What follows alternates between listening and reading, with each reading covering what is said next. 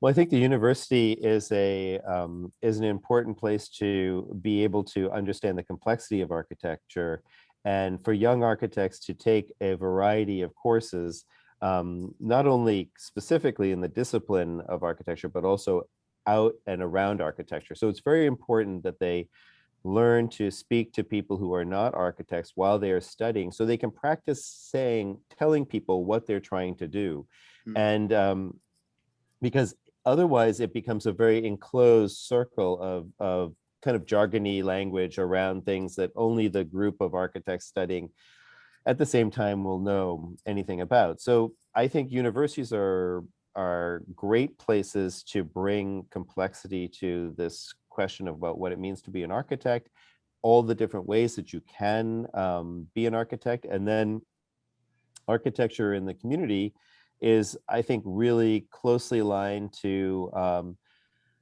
helping communities, helping so people at a personal level, even bathroom renovation, understand what you're thinking about in terms of your future needs, like where you are in life, who's going to be using it, to how we think of cities and the environment. So what should the zoning be? What should the environmental policies be?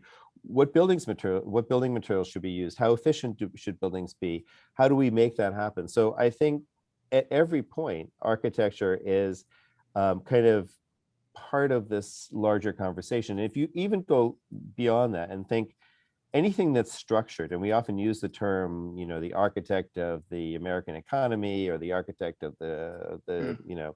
Japanese miracle, or we use the concept of architecture as a way to describe structured interactions and structured